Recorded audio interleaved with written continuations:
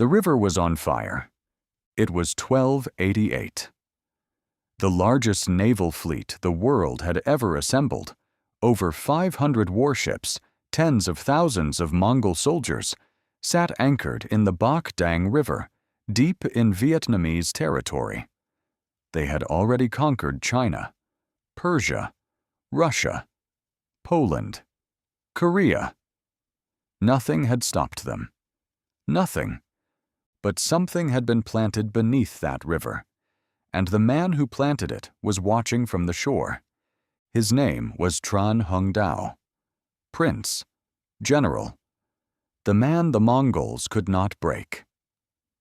He was born around 1228 into the royal Tran dynasty of Viet, the kingdom that would one day become Vietnam.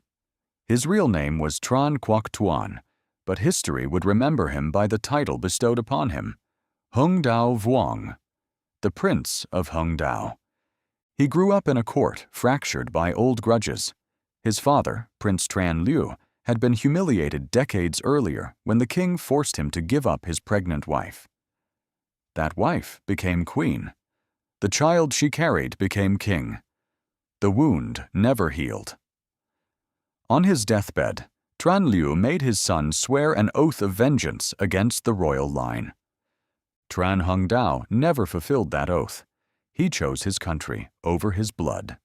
Historians like Keith Taylor, author of A History of the Vietnamese, note this moment as the defining moral choice of his life. The instant a man destined for bitterness chose duty instead. The Mongols first came in 1258.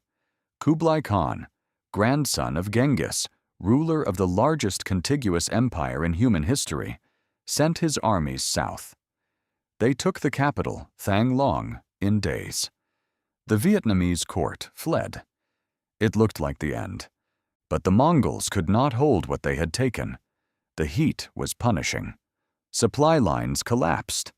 Guerrilla fighters melted into jungles and returned at night. The Mongols withdrew. It was not a victory for Viet. It was a warning. Tran Hung Dao understood the warning. He spent the next 2 decades preparing.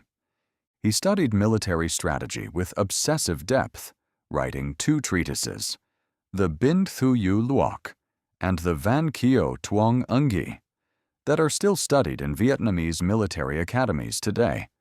He reorganized the Royal Army. He trained commanders. He forged loyalty not through fear, but through presence, eating beside his soldiers, learning their names, sleeping in the same mud. When Kublai Khan demanded that Viet submit and provide troops for his invasion of Champa in 1282, the Vietnamese court debated. Some counseled surrender. Tran Hung Dao stood before the king and said, according to the Viet Su Ki Toan Thu, the great Chronicle of Viet, that if the king wished to surrender, he should cut off Tran Hung Dao's head first. The king did not surrender. The second Mongol invasion came in 1285, 500,000 men by some estimates. The historian John Whitmore, in studies published through Cornell's Southeast Asia program, calls it one of the most overwhelming military forces ever directed at a single small kingdom. Thang Long fell again. The royal family fled by boat. Vietnamese forces scattered. And then Tran Hung Dao did something no one expected. He retreated further. He let the Mongols advance deeper into territory they could not sustain. He understood what the jungle and the heat and the rivers would do to an army built for open-steppe warfare. He had read Sun Tzu. He had written his own version of it. He struck at supply lines. He cut off messenger routes. He let disease and hunger hollow out Mongol battalions from the inside. Then, when the moment came, he hit hard. At the Battle of Ham Tu in 1285, Vietnamese forces crushed the Mongol river fleet. At Tay Ket, they destroyed the army sent to reinforce it. The Mongols retreated north, harassed every mile. Their commander, Toan, the son of Kublai Khan himself, barely escaped with his life. Kublai Khan did not accept defeat. He was incapable of it.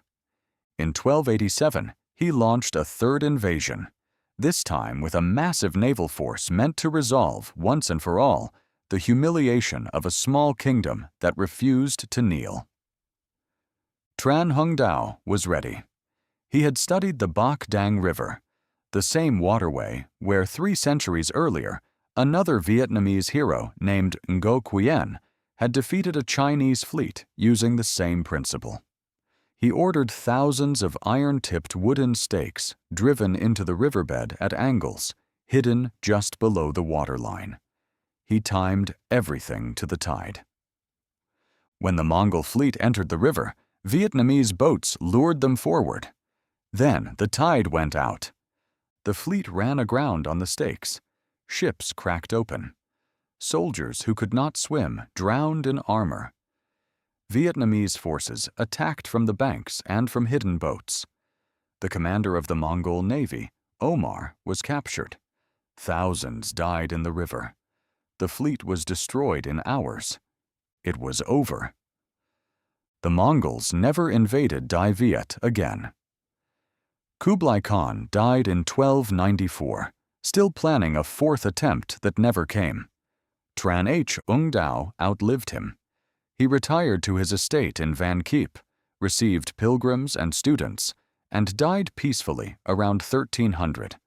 One of the only major military figures of the 13th century to defeat the Mongols not once, but 3 times. What history often forgets is that Tran Hung Dao won not through superior numbers or technology. He won through patience, through deep knowledge of his own land, and through the moral authority that comes from a man who chose country over vengeance. His proclamation to officers, the Hich Tuong Si, written on the eve of the second invasion, is still read in Vietnamese schools today. It is not a war cry. It is a meditation on duty, sacrifice, and what a man owes the people who depend on him. He was deified after his death.